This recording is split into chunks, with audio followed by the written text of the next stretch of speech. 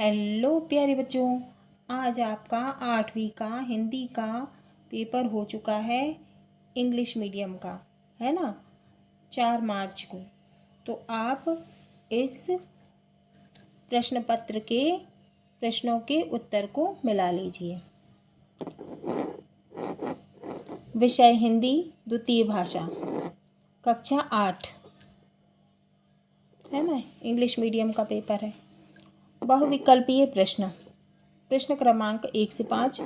निर्देश, सही विकल्प चुनकर उत्तर लिखिए। प्रत्येक प्रश्न के लिए 1 अंक निर्धारित है। तो सही विकल्प दिए हुए हैं और हर प्रश्न के लिए 1 अंक मिलेंगे आपको, है ना। प्रश्न 1, श्री राम ने धर्मरथ का सारथी किसे कहा है? ऑप्शन है ए शौर्य, बी सत्यशील, सी ईश्वर भजन, डी धैर्य। तो इसका सही उत्तर है सी ईश्वर भजन। प्रश्न 2, दीपक राग गाने में पारंगत गायक कौन थे? तो दीपक राग गाने में पारंगत कौन से गायक थे? ऑप्शन है ए अकबर, बी लता मंगेशकर, सी कुमार गंधर्व और डी तानसेन। तो इसका सही उत्तर है तानसेन। प्रश्न 3, पार्थ किसका नाम है? ऑप्शन ए है कृष्ण का, बी अर्जुन का, सी गौवर्ण का और डी आनंदपाल का। तो इसका सही उत्तर है अर्जुन का, है ना। भगवान कृष्ण अर्जुन को पार्थ कहते थे, है ना। प्रश्न 4, सागर विश्वविद्यालय की स्थापना किसने की? Option A doctor Hari Singh Gaur ने, बी श्रीमती ओलिविया ने, सी पंडित मदन मोहन मालवीय ने, डी पंडित जवाहरलाल नेहरू ने। हाँ तो बच्चों, तो हमने ये पाठ 23 महान विभूति दानवीर डॉक्टर सर हरि सिंह गौर में पढ़ा ही था, है ना। सागर विश्वविद्यालय की स्थापना डॉक्टर हरि सिंह गौर ने की थी, है ना। तो इसका सही उत्तर है ए डॉक्टर हरि सिंह गौर ने। प्रश्न 5, हाथ पांव फूल जाना मुहावरे का अर्थ क्या है? ऑप्शन ए हाथ पैर में सूजन आना, बी घबरा जाना, सी थक जाना, डी हाथ पैर टूट जाना। तो इसका सही उत्तर है बी घबरा जाना। रिक्त स्थान, प्रश्न 6 से 10। निर्देश, नीचे दिए गए रिक्त स्थान की पूर्ति कीजिए। प्रत्येक प्रश्न के लिए 1 अंक निर्धारित है। तो हमको क्या करना है?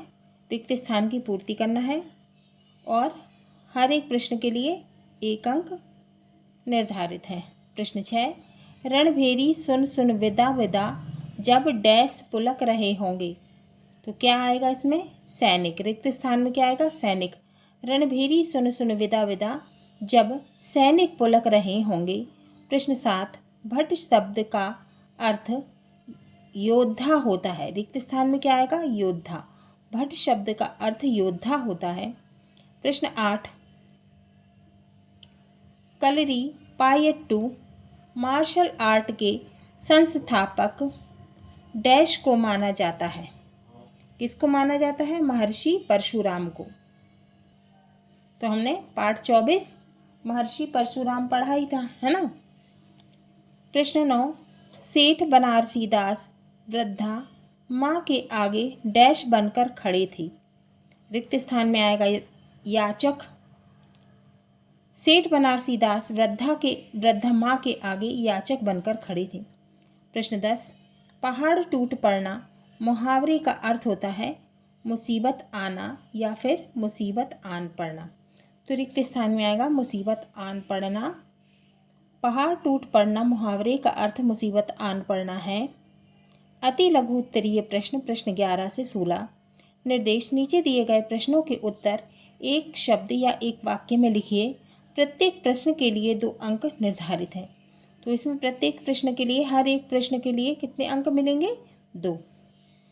प्रश्न 11, किस भारतीय की वीरता को सुनकर सिकंदर की छाती दहलती थी? उत्तर है राजा पोरस, है ना। सिकंदर के साथ किसने युद्ध किया था? राजा पोरस ने। प्रश्न 12, कृष्ण ने महाभारत में सर्वोत्तम काम क्या किया? तो उत्तर है कृष्ण ने पांडवों को आत्मविश्वास से भर दिया और महाभारत के युद्ध में पांडव विजयी हुए, है ना। प्रश्न 13, लेखक से मुफ्तानंद ने कौन सी ग्रंथावली मांगी थी? उत्तर है कालिदास ग्रंथावली। प्रश्न 14, वसीयतनामे के रहस्य को समझने के लिए क्या किया गया? तो उत्तर है चारों भाई और बहन राजा के पास गए और महाराजा ने, किसके पास गए? महाराजा के पास, और महाराजा ने अपनी युक्ति से वसीयतनामे के रहस्य का समाधान किया। अब है प्रश्न 15, ईया प्रत्यय लगाकर दो शब्द लिखिए। तो हमने दो शब्द लिखे, तकिया या डिबिया। प्रश्न 16, हृदय भर आना मुहावरे का वाक्य में प्रयोग कीजिए। हृदय भर आने का मतलब होता है भावुक होना। तो राम के परीक्षा में अच्छे अंक आने पर राम की माँ का हृदय भर आया। लघु उत्तरीय प्रश्न, प्रश्न 17 से 22। निर्देश, नीचे दिए गए प्रश्नों के उत्तर 30 से 40 शब्दों में लिखिए। प्रत्येक प्रश्न के लिए 3 अंक निर्धारित हैं। तो प्रत्येक प्रश्न के लिए कितने अंक मिलेंगे? 3। प्रश्न 17, गिरधर की कुंडलियां लोक व्यवहार में किस प्रकार उपयोगी हैं? उत्तर है गिरधर कवि की कुंडलियां लोक व्यवहार की बातों से भरी पड़ी हैं। उनमें कवि का अपना अनुभव उभरकर हमारे सामने आया है। इन व्यवहारिक बातों को समझकर हम अपने जीवन को सहज, सुंदर और बेहतर या अधिक अच्छा बना सकते हैं। गिरधर कवि कहते हैं कि हमें दूसरे व्यक्तियों से हमेशा मधुर वचन बोलने चाहिए, धन पाकर घमंड नहीं करना चाहिए, हमें गुणग्राही बनना चाहिए, पिछली बातों को भूलना चाहिए। अब प्रश्न 18 है, सालिम अली ने किस पंछी को और कहाँ से खोज निकाला था? तो इसका उत्तर है सालिम अली ने फिन बया नामक पक्षी को कुमाऊं की पहाड़ियों से खोज निकाला। प्रश्न 19, मुफ्तानंद जी के समाचार पत्र पढ़ने के बारे में क्या विचार है? उत्तर है मुफ्तानंद जी ने मोहल्ले में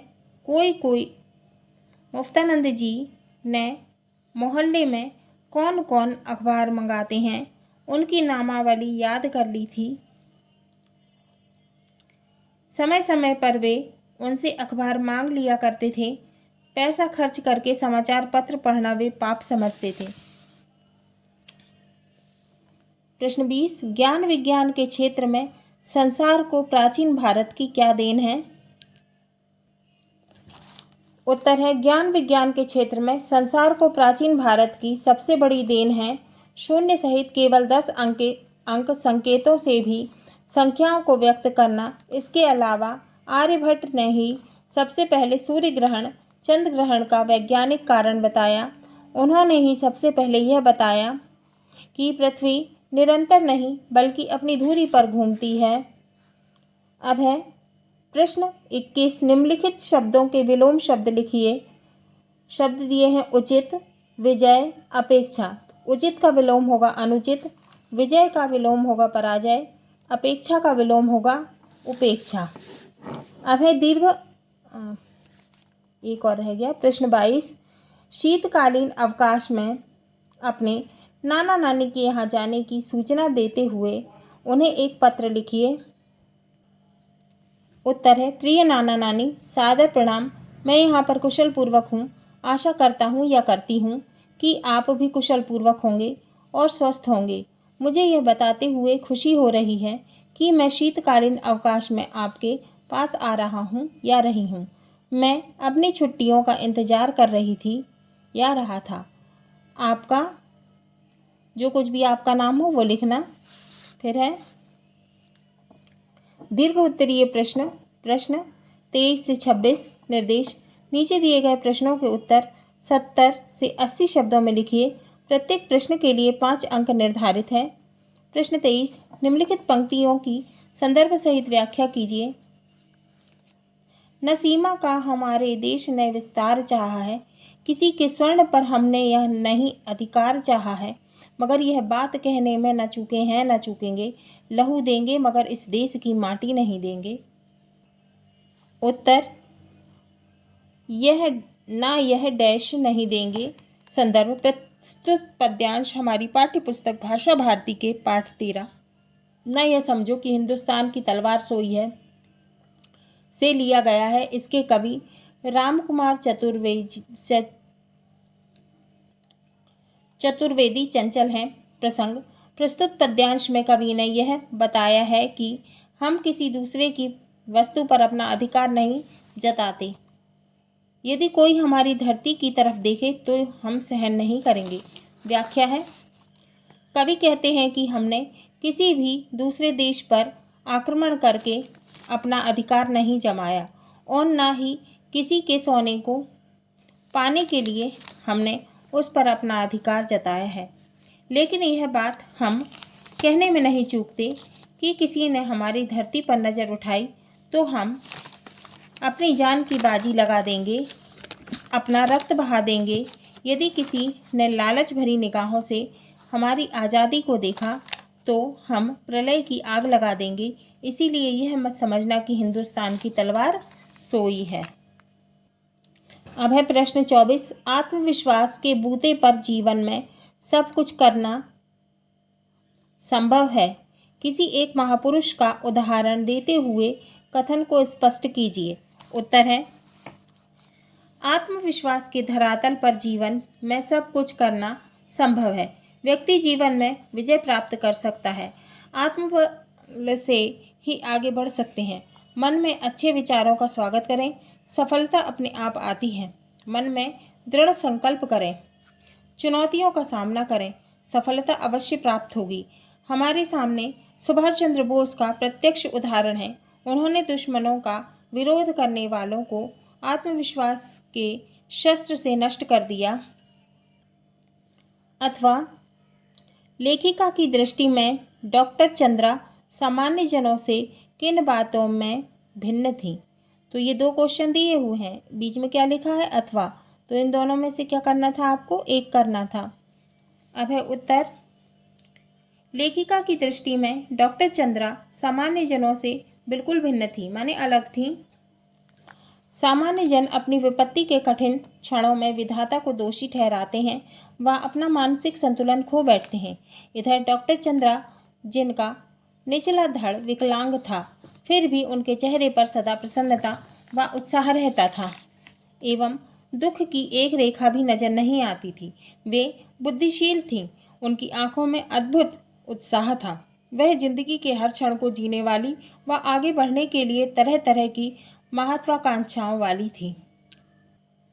अब है प्रश्न 25। निम्नलिखित अपठित गद्यांश को पढ़कर नीचे दिए गए प्रश्नों के उत्तर दीजिए। तो ये गद्यांश दिया हुआ है, हमको ये क्वेश्चन दिए हुए हैं, इनके आंसर इसमें से ढूंढ के लिखना है। विद्यालय में छात्र का चरित्र निर्माण होता है। निष्कपट और निस्वार्थ भाव से सेवा करने का पाठ भी यही सिखाया जाता है। गुरु आज्ञा का पालन और राष्ट्र प्रेम का संदेश भी यहाँ मिलता है। यथाशक्ति मानवता को पोषित करने का भाव भी यही मिलता है। वास्तव में विद्यालय व्यक्तित्व निर्माण की कार्यशाला और राष्ट्र धर्म को अंकुरित करने की पौधशाला है। अब ये प्रश्न दिए हुए हैं, इनके उत्तर ढूंढेंगे हम।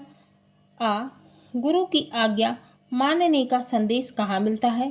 तो हमने ये देखा था, इधर पढ़ा था। उत्तर है, विद्यालय में गुरु की आज्ञा मानने का संदेश मिलता है। बा, विद्यालय निष्कपट व निस्वार्थ शब्दों का संधि विच्छेद कीजिए। अब है विद्या धन आलय बराबर विद्यालय, निह धन स्वार्थ बराबर निस्वार्थ, है ना। फिर निह धन कपट बराबर निष्कपट।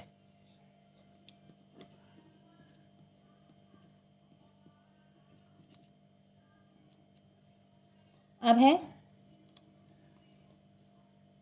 सा, विद्यालय किसकी पौधशाला है? उत्तर है, विद्यालय व्यक्तित्व निर्माण की कार्यशाला और राष्ट्र धर्म को अंकुरित करने की पौधशाला है।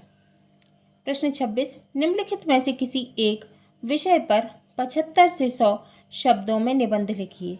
तो हमको निबंध के ये विषय दिए हुए हैं, किसी एक विषय पर हमें निबंध लिखना है। कितने शब्दों में? 75 से 100 शब्दों में। पहला है कंप्यूटर की उपयोगिता, दूसरा है मोबाइल फ़ोन के लाभ हानि, तीसरा है पर्यावरण प्रदूषण, चौथा है कोई त्योहार। हाँ तो बच्चों, आज हमने ये हिंदी का पेपर सॉल्व किया। आप सबका ये पेपर अच्छा गया होगा।